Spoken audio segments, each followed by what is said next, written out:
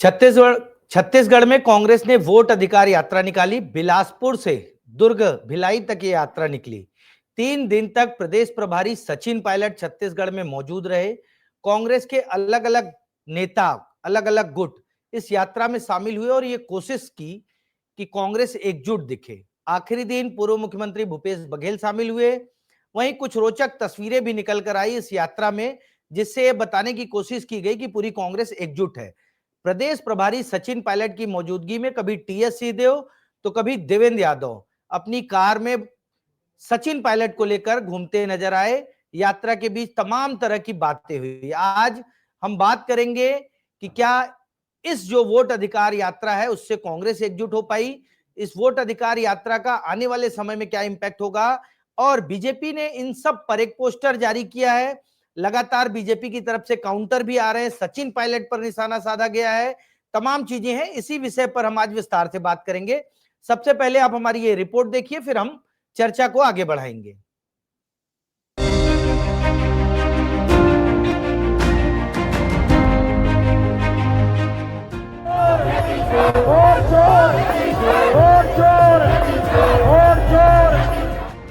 कैसे बूथों के नाम काटे जाते हैं, चिन्हित कर जिन क्षेत्रों में जिन बूथों पर कांग्रेस का हमेशा बहुमत रहा, वहाँ क्रमबद्ध तरीके से एक ही सिस्टम से तकनीक का सहारा लेकर नामों को काटा जा रहा है। एक एक मकान में 150, 200, 250 वोट दिखा रहे हैं। जो लोग जीवित हैं उनके नाम काटे जा रहे हैं। जिनको मरा घोषित किया है वो कैमरा के सामने बातें कर रहे हैं। हमारा लड़ाई बिजली के खिलाफ रहेगा, हमारी लड़ाई वहाँ की वोट चोर के खिलाफ में रहेगा, हमारी लड़ाई जनता, किसान, युवा, बेरोजगार यहाँ के लोगों के हित के लिए रहेगा। और इस सरकार को अब उखाड़ कर फेंकेंगे आदरणीय साथियों। हमारी लड़ाई छत्तीसगढ़ की जल जंगल जमीन को बचाने का रहेगा। कांग्रेस और उनके पास कोई मुद्दा है नहीं, मुद्दा विहीन हो गए हैं। इस तरह से लगातार जब उनके पक्ष में कुछ अच्छा होता है तो कोई प्रश्न खड़ा नहीं करते हैं, लेकिन जब उनके पक्ष में अच्छा नहीं होता है तो ईवीएम में भी प्रश्न खड़ा करते हैं और मतदाता सूची में भी प्रश्न खड़ा करते हैं। उनकी मतलब संस्कृति। इस तरह के संविधान का दुरुपयोग करने वाले, इलेक्शन सिस्टम का दुरुपयोग करने वाले ऐसे लोग आज भारतीय जनता पार्टी पर, नरेंद्र मोदी जी पर अनर्गल आरोप लगाते हैं।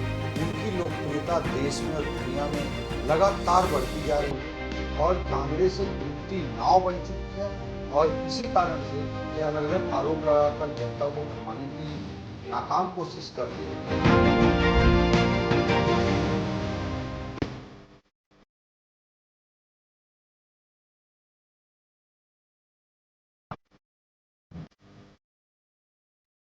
कांग्रेस की यात्रा में वोट चोर गद्दी छोड़ एक बड़ा नारा है। ये पिछले कुछ समय में बहुत प्रचलित नारा होता जा रहा है, लेकिन बीजेपी इस पर लगातार अटैक कर रही है। क्या सिर्फ वोट चोरी के मुद्दे पर जनता कांग्रेस के साथ आएगी? हम पहले भी चर्चा कर चुके हैं, लेकिन आज चर्चा का प्रमुख विषय है वोट चोर गद्दी छोड़ ऑपरेशन में क्या कांग्रेस एकजुट हो पाएगी। हमारे साथ कांग्रेस का पक्ष रखने के लिए सुरेंद्र शर्मा जी हैं, वरिष्ठ प्रवक्ता हैं, विजय शंकर मिश्रा जी हैं, भाजपा के प्रवक्ता हैं, और वरिष्ठ पत्रकार के शर्मा जी हैं।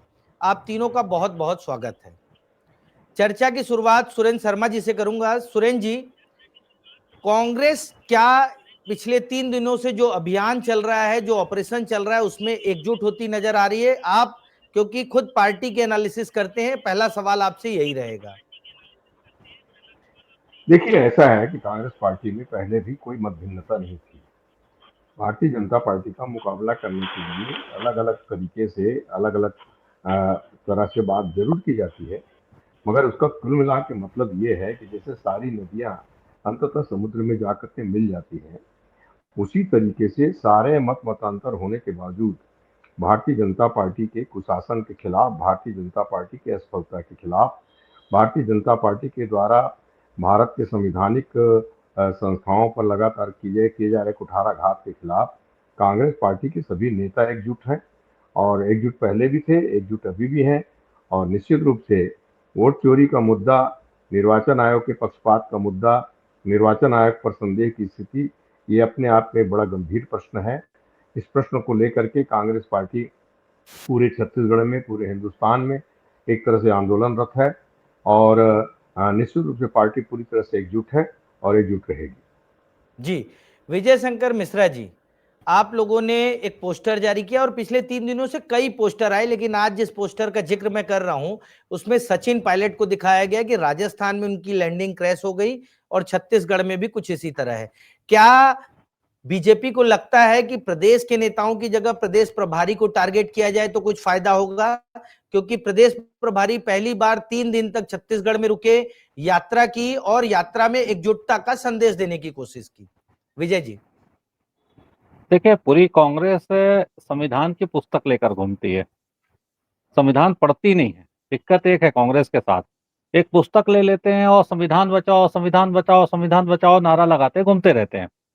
कभी उसको पढ़े, संविधान के ही पार्ट में लिखा है भारत निर्वाचन आयोग के बारे में, उसको थोड़ा पढ़ लेना चाहिए। और पढ़ के जो है, अगर कांग्रेस के लोग पढ़े होते तो इस टाइप की अनपढ़ वाली हरकत करते हुए पूरे छत्तीसगढ़ के, पूरे भारत में इस तरह का भ्रमण नहीं कर रहे होते। तो इसलिए, और जो कांग्रेस का रहा प्रभारी का मामला, वो भी कांग्रेस ही है, क्योंकि पूरे कांग्रेसी अनपढ़ है, मैं सीधा कहूंगा। क्योंकि पढ़े होते तो ये ऐसी बातें वो करते नहीं। राहुल गांधी तो अनपढ़ है, वो सब जानते हैं। अब रहा बात यह है कि भारत निर्वाचन आयोग में साफ साफ लिखा हुआ है कि नाम जोड़ने और नाम काटने, जिसको ये मुद्दा बना रहे हैं, बूथ लेवल का स्तर का काम है। एक सरकारी आदमी बीएलओ होता है, दो राजनीतिक दल भाजपा और कांग्रेस का बीएलए होता है। 2% से अधिक नाम नहीं कट सकता चुनाव से 2 साल पहले तक, सब नियमों में लिखा हुआ है। नाम काटने की प्रक्रिया और अदावापत्ति बीएलओ के पास बीएलए करता है। कांग्रेस का 24,000 बूथ, छत्तीसगढ़ की बात करता हूं, क्या इनके कांग्रेस के 24,000 कार्यकर्ता धोखा दिए इनको? अगर धोखा दिए तो पहले उनका नाम बाहर करें कि कौन कौन धोखा किया, क्योंकि साइन तो सबने किया है। इनके देवांगन जो कांग्रेस के तरफ से आकर सीओ कार्यालय में साइन करते थे, सब सही चल रहा है, वो धोखा दिया तो उनपे इन्होंने प्रदेश अध्यक्ष की तरफ से साइन किया है। कांग्रेस के जो आज बड़े बड़े भाषण देते रहते हैं इनके प्रदेश अध्यक्ष, उनकी तरफ से देवांगन ने हमारे सामने साइन किया है कि सब सही है। तो ये पहले ये देख लें कि जो साइन किए हैं 24,000 बूथ के, इनके जो बीएलए साइन किए हैं बीएलओ के सामने, और बीएलओ भी कौन थे? भाजपा के कार्यकर्ता नहीं होते बीएलओ, शासकीय कर्मचारी थे, आंगनबाड़ी केंद्रीय कर्मचारी होते हैं, टीचर होते हैं। तो ये तो सब में उंगली उठा रहे हैं। मतलब ये एक्चुअल में संविधान की पुस्तक पढ़ते नहीं है, उसको दिखाते ठीक हैं है। और संविधान खतरे में बोल के वोट मांगते हैं। कुछ भी इन्हें नॉलेज नहीं है, पूरे अनपढ़। मैं कहूंगा कांग्रेस अगर पढ़ी लिखी होती तो बात करती पढ़ी लिखी वाली। ठीक है, ठीक है। के शर्मा जी, आपके पास आऊंगा। कांग्रेस का पूरा अभियान चल रहा है, पूरा कैंपेन चल रहा है, 3 दिन तक यात्रा निकली, लेकिन आज राजधानी में जो वोटर लिस्ट है उसकी जांच जो है एक तरीके से, या पुनरीक्षण जो भी कहें, वो शुरू हुआ है।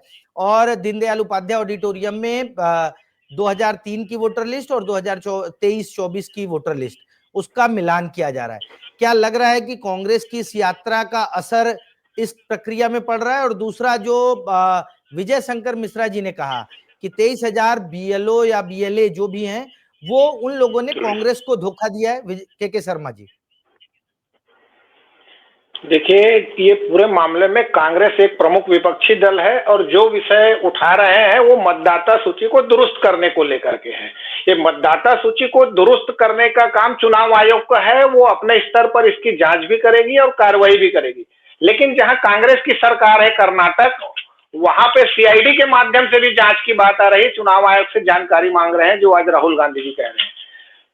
महत्वपूर्ण बात यह है कि ये विषय में जांच को लेकर क्या आम जनता में यह जा रहा है कि मेरा वोट चोरी हो चुका है, मैंने जिसको वोट दिया वो नहीं जीता और दूसरे की सरकार बन गई, ऐसी स्थिति है क्या? ये क्रांतिकारी नारा कहा जा सकता है। यदि हो तो देश में सही में जो आज राहुल गांधी कहते हैं युवा सड़क पर आ जाएंगे, उसी तरह की स्थिति की बात है। लेकिन यहाँ पे मैं कहता हूं कि मुद्दों के आधार पर आप क्या बात कर रहे हैं, और अभी जो अभियान चला 3 दिन का, प्रमुख जो विषय जो आप रखे हैं कि कांग्रेस में एकजुटता कितनी आई है और कार्यकर्ताओं और आम जनताओं में इसका कितना प्रभाव पड़ा है। तो आम जनता की दृष्टि से देखेंगे तो मुंगेली का एक वीडियो आता है जिसमें लोगों को, भीड़ को बुलाया जाता है, 100 रुपया 300 रुपया देने की बात करिए, जनरली किसी भी सभा में आती है, सामान्य घटना भी कर सकते हैं। लेकिन प्रमुख बात जो है, जो सचिन पायलट कांग्रेस को क्या एकजुट करने की कोशिश कर रहे हैं, अलग अलग सब नेताओं से, जिस ढंग से देवेंद्र यादव के साथ अलग से कार में सवार का होना, फिर टीएस सिंहदेव के साथ सवार होना, भूपेश बघेल के साथ उनकी संबंध को सब जानते हैं। दीपक बैस को राष्ट्रीय नेतृत्व तो लगातार प्रोत्साहित करता रहा है कि राहुल गांधी का लेटर भी आ जाता है कि आप बेहतर काम कर रहे हैं। कुल मिलाकर के जो बिलासपुर की सभा में अलग अलग आवाज कहीं नजर आ रही थी, वो अभी की सभा में आप कोरबा से लेकर के अभी राजनांदगांव तक देखेंगे तो इसमें एक बेहतर संदेश कांग्रेस की ओर से दिया गया एकजुटता को लेकर के। अब बात आती है कि जनता के मुद्दों को लेकर मुझे लगता है कि छत्तीसगढ़ में राजनीति होती है, उसी के आधार पर मतदान होता है। मैं तो कहूंगा कि 2018 में जन घोषणा पत्र बेहतर था और जो कलेक्टिव लीडरशिप की बात करती है कांग्रेस, वो 2018 में दिखाई दिया था। उसके बाद अब जब मोदी की चेहरा, लोकप्रियता और उनके गारंटी की बात आती है, तब भाजपा की सरकार बनती है। उसके एक दिन पहले तक हम सभी को ऐसा लग रहा था कि कांग्रेस की सरकार 71 से कम भी होगी तो सरकार तो उसी को बनेगी।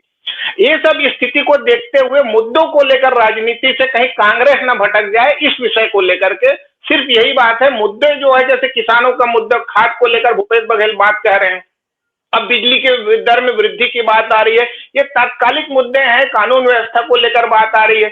इस बीच में भ्रष्टाचार का विषय बने हुए है। कांग्रेस के एक विधायक का ऑडियो जारी हो रहा है, सुन रहे होंगे कि उसमें इस ढंग से रेट के लेकर पैसे के पैसे, पामगढ़ विधायक का ऑडियो जारी हो, तमाम प्रकार की जो घटनाएं चल रही है। भाजपा इसको पोस्टर के माध्यम से बताने की कोशिश कर रही है कि राजस्थान में जिसका कोई वजूद नहीं रहा, मुख्यमंत्री धक्का दे दिए, वो यहाँ पे आ गए। तो कहने का तात्पर्य ये अलग विषय है राजनीतिक ढंग से, लेकिन इसका असर जो है छत्तीसगढ़ में सचिन पायलट एक बेहतर भूमिका में फिलहाल जिस ढंग से अलग अलग नेताओं के साथ मिल रहे हैं, कोई ये नहीं कह सकता कि ये भूपेश बघेल के साथ खड़े हैं कि टीएस के साथ खड़े हैं कि देवेंद्र यादव के साथ। क्या एक नई टीम बनाने की कोशिश सचिन पायलट कर रहे हैं। के शर्मा जी, आपने बहुत सही बात की कि सचिन पायलट कम से कम न्यूट्रल नजर आ रहे हैं पूरी कांग्रेस में।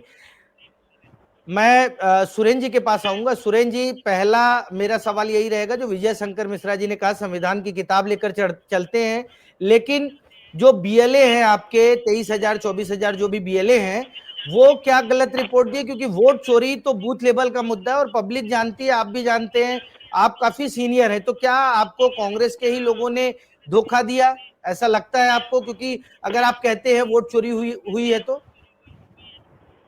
सबसे पहली बात तो ये है, देखिए, भारतीय जनता पार्टी के मेरे प्रवक्ता मित्र कहते हैं कि कांग्रेस पार्टी के लोग अनपढ़ हैं, जबकि मजे की बात यह है कि कांग्रेस के बनाए हुए स्कूल में ही पढ़ लिख के बात कर रहे हैं। हमको कहते हैं संविधान हमने पढ़ा नहीं। कांग्रेस पार्टी ने संविधान बनाया है और हमारे मित्र हमको ये बता रहे हैं कि आप संविधान पढ़े नहीं है। तो ये जो गर्वोक्ति है, ये दम्भोक्ति है, इसको भारतीय जनता पार्टी को थोड़ा बचना चाहिए। ये जिस तरह से घमंड में बात करते हैं, जिस तरह से अहंकार में बात कर रहे हैं, तो ये अहंकार का परिणाम क्या होता है, इसको मेरे ख्याल से राजनीति के क्षेत्र में जिन लोग जानकार लोग हैं वो बहुत अच्छी तरह समझते हैं। अब जहां तक सवाल ये है, मैं आपसे एक बात पूछता हूँ। उसी संविधान में लिखा है कि निर्वाचन आयोग स्वतंत्र और निष्पक्ष निर्वाचन को सुनिश्चित करेगा। अगर कांग्रेस पार्टी कोई शंका व्यक्त कर रही है, अगर कांग्रेस पार्टी कुछ आंकड़े दे रही है, अगर कांग्रेस पार्टी मतदाता सूची में विसंगति को उजागर कर रही है, तो निर्वाचन आयोग का काम क्या है? निर्वाचन आयोग का काम है कि उस बातों को संज्ञान में लेते हुए उसकी जांच करा ले, उसकी जांच करा करके उसकी रिपोर्ट सार्वजनिक कर दे।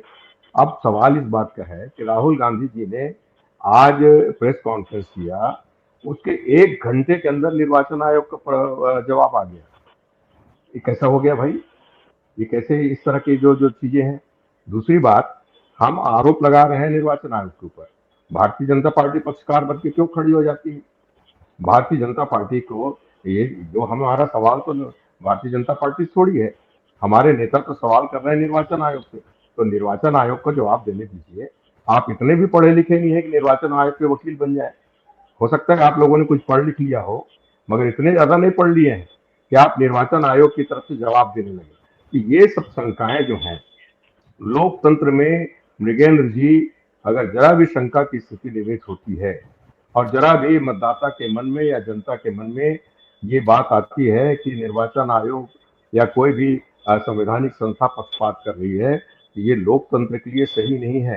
तो इसको सही परिप्रेक्ष्य में निर्वाचन आयोग को जो शंका उठाई जा रही है, शंका तो हमने खाली थोड़ी व्यक्त किया है, अनुराग ठाकुर ने भी तो कहा है कि रायबरेली के चुनाव क्षेत्र में ऐसी ऐसी स्थिति है। और आज फिर अनुराग ठाकुर ने कहा कि क्या आपके कर्नाटक में चुनाव वोट चोरी करके जीता है? तो प्रश्न तो उनका भी यही है।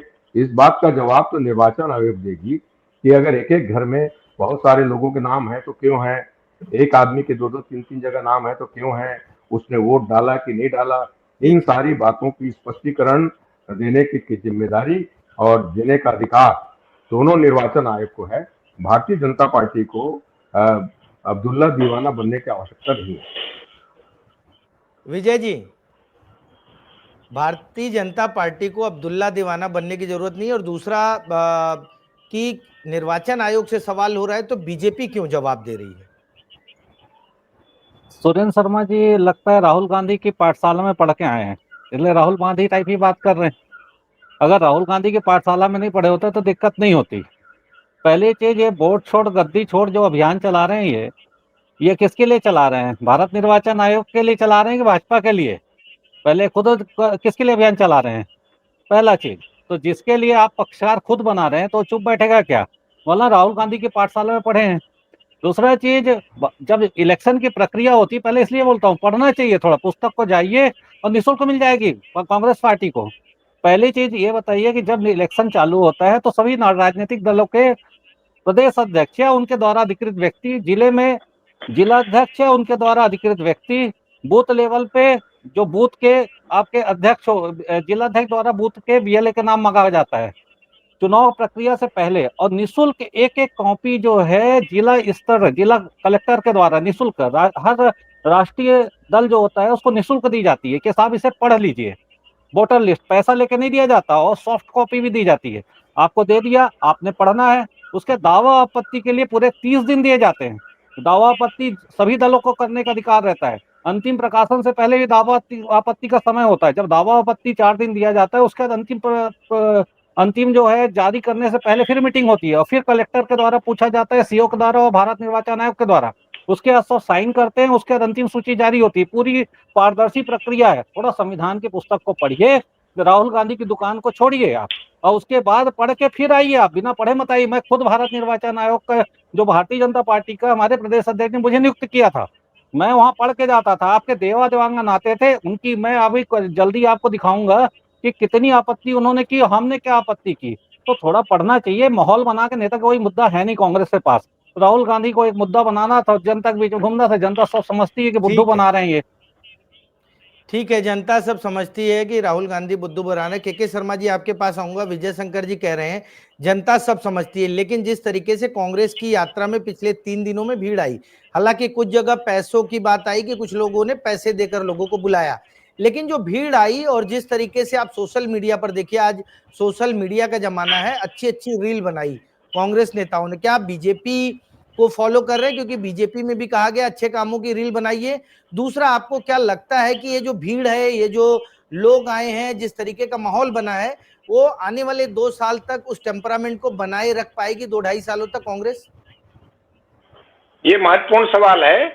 पहली चीज तो ये है कि जो सोशल मीडिया में राजनीतिज्ञों की जो सक्रियता बढ़ी है, जनता को भी सक्रिय होने की आवश्यकता है। कहीं कोई फेक तो नहीं है, किस ढंग से सही बात आ रही है, कौन गलत बोल रहा है, तो लोगों को सभी पक्षों को समझने का अवसर भी मिल रहा है। अब दूसरी चीज आती है कि इसमें 1.5 करोड़ लगभग कर्मचारी, 97 करोड़ मतदाता देश में है। यदि 1.5 करोड़ कर्मचारी ड्यूटी में लगे हैं तो इनकी विश्वसनीयता की एक बात आती है। दूसरी चीज ये है कि कांग्रेस की ओर से जो सवाल उठाया जा रहा है, इसमें सुधार की गुंजाइश निश्चित है, और चुनाव आयोग को चाहिए कि जो भी आपत्ति आ रही है उसका निराकरण करते चले। एक विश्वास का वातावरण होना चाहिए देश में। लोकतांत्रिक सरकार जो जनता चुन रही है वो विश्वसनीय है और जन भावनाओं के अनुरूप ही सरकार बनी है। ये एक बड़ा सवाल है। तीसरी चीज जो आपत्तियों को लेकर आ रही है कि किस ढंग से आपत्ति, जो चुनाव के समय होता है, सभी राजनीतिक दल चुनाव के पहले अपने बूथ स्तर पर जाते हैं। बूथ को अभी कांग्रेस भी मजबूत कर चुकी है। भाजपा तो खैर एक कदम आगे, पन्ना प्रभारी तक पहुंचे। एक एक मतदाता की जानकारी एक एक घर के, उसके आधार पर दुरुस्त करने की बात जो कांग्रेस की ओर से कहा गया है कि प्रदेश कांग्रेस कमेटी या जिला Congress committee, block Congress committee, booth committee, ये सब मिल करके इसकी जांच की बात राष्ट्रीय स्तर पर एक निर्देश आया है कि इस जांच में अलग अलग जो बातें आएंगी उससे समझ में आएगा कितनी है। और जो मुद्दा ये जो है, ये विषय क्या है, 2028 छत्तीसगढ़ में चुनाव होने वाला है विधानसभा, वहां तक ये खींच पाएगा क्या, ये एक बड़ा सवाल है। और दूसरी चीज, इसका असर तो आपको बिहार में दिखाई देगा।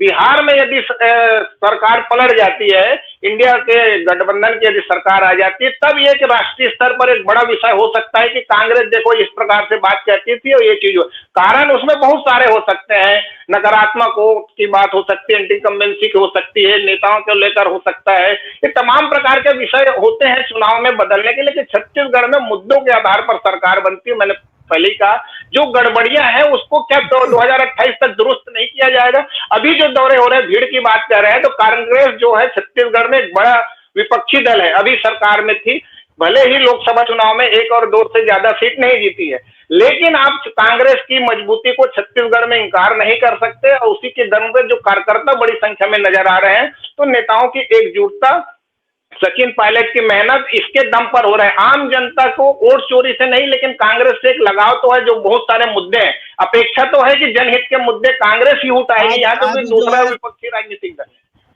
आज जो है दीपक बैज ने हालांकि उस मंच से भी कहा कि हमारा मुद्दा वोट चोरी तो है ही, जनता का मुद्दा है, गरीबी है, जल जंगल जमीन का मुद्दा है, बिजली का मुद्दा है। तो मुझे लगता है कांग्रेस उस ट्रैक पर आ रही है। कांग्रेस को ये महसूस होने लगा है कि सिर्फ एक वोट चोरी जो है वो मुद्दा नहीं हो सकता है। विजय जी, आपके पास आऊंगा। केके जी बहुत अच्छी बात कह रहे थे। क्या लगता है कि वोट चोरी के अलावा जो और मुद्दे उठा रही है कांग्रेस, उससे थोड़ा बीजेपी को नुकसान होगा? लोगों के बीच जो मैसेज जा रहा है, चाहे वो बिजली का मुद्दा हो, चाहे जंगल का मुद्दा हो, चाहे और जो छोटे छोटे मुद्दे हैं, स्थानीय मुद्दे हैं। विजय जी, कांग्रेस जो मुद्दा बनाती है उसका कोई सिर पांव होता नहीं है। जैसे ये जंगल का मुद्दा बनाते हैं, जंगल के मुद्दे में आप देखेंगे भूपेश बघेल जी जाने से पहले खुद सिग्नेचर करके गए थे जंगल काटने का। जब राज्य सरकार साइन करती है किसी भी चीजों में, कभी भी कोई मुख्यमंत्री साइन नहीं करता, राज्य सरकार का साइन होके गया अडानी के फाइल में कि भाई इसे जंगल काटने की जो भी ये प्रक्रिया होती करके गए, आगे उस प्रक्रिया को कंटिन्यू किया जाएगा। सरकार कोई निर्णय लेके गई है तो एग्रीमेंट सरकार करती है, कोई मुख्यमंत्री मतलब बदलता है तो वो कैंसिल नहीं होता। तो ये तो सब भूपेश के किए ये काम है जिसको कि बाद में भी माहौल बनाया जा रहा है कांग्रेस के द्वारा। उसके आप तथ्यात्मक रूप से जाएंगे तो जितनी चीजें गड़बड़ वाली थी वो कांग्रेस की हुई थी, उसको ठीक कर रही भाजपा, चाहे भ्रष्टाचार हो चाहे कोई मुद्दा हो। अब ये मुद्दा विहीन है तो कोई भी मुद्दे को लेकर आ जाते हैं और बोलते रहते हैं जनता सब समझती है, कुछ ऐसे मुद्दे हैं नहीं, खाली माहौल बनाना। तो विपक्ष में कुछ ना कुछ तो काम चाहिए, नहीं तो पार्टी टूट नहीं जाएगी। तो काम देते हैं सबको कि जाओ हड़ताल करो, लोग नहीं मिलते तो मुंगेली में जैसे लोगों को पकड़ के लेके आ गए, पेमेंट तो कर देते कम से कम, वो बेचारे दुखी हो गए, आपके वही वोटर नहीं रहेंगे अब, तो पेमेंट तो कर देना चाहिए कम मुंगेली से जो है कम। आपके डिप्टी सीएम का क्षेत्र है, तो वहां तो इस तरह का हो सकता है भाई, उनका प्रभाव रहा होगा, कम लोग आ रहे होंगे। सुरेंद्र शर्मा जी हमसे थोड़ा कनेक्ट नहीं हो पाए हैं, मैं केके शर्मा जी के पास आऊंगा। केके भैया, आप ये बताइए कि कांग्रेस, सचिन पायलट स्पेसिफिक, मेरा एक छोटा सा ही सवाल रहेगा कि क्या सचिन पायलट पीएल पुनिया की भूमिका में आते जा रहे हैं? और दूसरा, अभी एक चर्चा है राष्ट्रीय स्तर पर कि सचिन पायलट को वापस राजस्थान का प्रदेश अध्यक्ष भी बनाया जा सकता है। तो क्या ऐसा नहीं है कि सचिन पायलट की मेहनत कुछ दिन चले और वो वापस चले जाए तो फिर कांग्रेस सपाट हो जाए? ये कांग्रेस को विचार करना है, लेकिन सचिन पायलट अभी समय दे रहे हैं। पहले कुछ समय पहले तक देखेंगे तो बहुत कम उनके दौरे होते थे और तमाम प्रकार के आरोप भी लगते थे। लेकिन अभी जिस ढंग से मैंने कहा कि बिलासपुर में जिस तरह से नेताओं के बयानबाजी आ रहे थे, वो कोरबा से लेकर राजनांदगांव तक ऐसे नजर नहीं आए। अलग अलग नेताओं के साथ जिस ढंग से कार में सवारी के माध्यम से एकजुटता का प्रयास कर रहे हैं, ये एक अच्छे नेता की एक निशानी है प्रदेश प्रभारी के रूप में। और छत्तीसगढ़ में आप पूनिया की बात कहें, चाहे शैलजा जी की बात करें, जो छत्तीसगढ़ में राजनीति करके आगे बढ़ते, प्रदेश प्रभारी की बात कर रहा हूं, चाहे भाजपा में भी आप देखेंगे, प्रधानमंत्री को भी कह सकते हैं कि नरेंद्र मोदी छत्तीसगढ़ के प्रभारी थे और यहां से जब निकलते हैं तो बड़े स्तर पर जाते हैं, उनके राष्ट्रीय स्तर पर छवि बेहतर हुई। ये छत्तीसगढ़ की पहचान है राजनीति की। मध्य प्रदेश के समय भी आप जानते हैं मृगेन जी कि मध्य प्रदेश के मुख्यमंत्री यहाँ प्रेस कॉन्फ्रेंस लेने आते थे, मंत्री चाहे दिग्विजय सिंह हो, चाहे अर्जुन सिंह हो, यहाँ रायपुर की ये तासीर रही है। राजनीतिक सोच समझ यहाँ पे बहुत अच्छी है। ये सब तमाम प्रकार की बातें हैं, लेकिन कांग्रेस को मजबूत करने की आवश्यकता इसलिए है कि यदि 2029 में राहुल गांधी को प्रधानमंत्री बनाना है तो छत्तीसगढ़ में अभी एक सीट है, 1 और 2 से ज्यादा आप बढ़े नहीं है राज्य निर्माण के बाद। इसको किस ढंग से आप आगे बढ़ाते हैं? वोट चोरी के माध्यम से आप बूथ के कार्यकर्ता बूथ लेवल पे सक्रिय होकर के घर घर यदि जाते हैं, मतदाताओं की पहचान करते हैं, कितने की मृत्यु हो गई, उनका नाम जुड़ा हुआ है, कटा है, इसमें यदि मेहनत करी, ये मेहनत भाजपा में आपको निश्चित रूप से दिखाई देगी, ये बात तो कही जा सकता है। कांग्रेस यदि यहाँ तक मतदाताओं तक पहुंचती है तो ये जो गड़बड़ी वाली बात है, ये तो समय बहुत है, 3 साल में तो पूरा पता लगाया जा सकता है। और जो ऑनलाइन जानकारी की बात है, सही तमाम बात है, प्रकार 3 की जो साल चुनाव में आयोग से 3 साल में तो एक-एक व्यक्ति को खोजा जा सकता है अगर कांग्रेस इच्छा शक्ति हो। हालांकि बीजेपी का जो बूथ लेवल मैनेजमेंट होता है बहुत टाइट होता है। पन्ना प्रभारी आपने ही बताया, हमने भी देखा है, बहुत साल से हम लोग भी देख रहे हैं कि पन्ना प्रभारी। विजय जी आपके पास आऊंगा क्योंकि छत्तीसगढ़ में एक बड़ा मुद्दा आ रहा है, कांग्रेस सरकार के घोटाले वर्सेस बीजेपी के मुद्दे। तो क्या लगता है कि बीजेपी का जो ट्रैक रहेगा, चुनावी ट्रैक रहेगा, कांग्रेस के घोटाले और अपने मुद्दों को लेकर ही आने वाले समय में चलेगी या कुछ अलग करने वाले हैं? देखिए, 2 चीज़ें हैं, जो कांग्रेस का घोटाला है, शराब घोटाला, डीएमएफ घोटाला, कई घोटाले हैं इनके, लंबी सूची है, समय खराब होगा बताने से। इनके मंत्री चले गए अंदर, मुख्यमंत्री के बेटे चले गए, अभी भविष्य में क्या-क्या होगा और लगातार दिख रहा है। तो कितना पैसा कमाए, क्या कमाए, पूरा डिटेल आपको लगातार आप ही मीडिया में ला रहे हैं। तो एक तो इनका भ्रष्टाचार वाला लगातार उजागर हो रहा है और ये बहुत बड़ा था। तो पहला तो इन्होंने जो सरकार का पैसा खाया वो आगे ऐसा ना हो, उसको ब्लॉक किया जा रहा है, चाहे कोई भी सरकार रहे। लेकिन भ्रष्टाचार ना हो, जनता की मेहनत का पैसा है, किसी के घर का पैसा नहीं है। तो एक हिस्सा ये, दूसरा उसके जो पैसा आ रहा है उसको डेवलपमेंट में लगे, उसकी रणनीति तैयार की जा रही है। उसमें आप लगातार देखेंगे कि राज्य में राजस्व घाटा भी ना हो। कई राज्य ऐसे हैं जो वादे कर दिए, उनके राज्यों की सैलरी तक वो अपने कर्मचारियों को नहीं दे पा रहे हैं। कई ऐसे राज्य हैं पूरे देश में। तो वो यहाँ छत्तीसगढ़ में सैलरी भी बराबर आ रही, योजना भी का क्रियान्वयन हो रहा है और ये भी देखा जा रहा है कि तरीके से पूरा राज्य चले और विकास का कार्य हो। उसमें लगातार भाजपा अपने मुद्दों पे ही आगे बढ़ेगी और अपने मुद्दे पे ही चुनाव लड़ेगी और भ्रष्टाचार को ब्लॉक करेगी। सीधा सा है। और भाजपा भ्रष्टाचार को बिल्कुल समर्थन नहीं करती, कहीं विषय आता है तत्काल कार्रवाई कर रही है। हमारे मुख्यमंत्री जी का सीधा कहना है कि जैसे मैं हूँ, 1 रुपए का लेन देन नहीं करता, कोई बेईमानी नहीं करता, ईमानदार हूँ, वैसे सब मेरे कार्यकर्ता और पूरे मंत्री हमारी ईमानदारी से काम करे, नहीं तो मैं बख्शूंगा नहीं किसी को। तो उसी रणनीति पे चल रहे हैं और योजना अच्छी आ रही भाजपा की। ठीक है, तो सुरेंद्र शर्मा जी हमसे जुड़ नहीं पा रहे हैं। आज की चर्चा को यहीं विराम देंगे। कुल मिलाकर कांग्रेस एकजुटता की कोशिश कर रही है। सचिन पायलट समय दे रहे हैं, लेकिन अब देखना होगा कि सचिन पायलट के समय देने का असर कितना होता है। क्या कांग्रेस आने वाले समय में 2-2.5 साल उसी ट्रैक पर चल पाती है या नहीं, और सिर्फ वोट चोरी के मुद्दे पर कांग्रेस को कितनी सफलता मिलती है। आज की चर्चा में शामिल होने के लिए आप सभी का बहुत बहुत धन्यवाद। नमस्कार।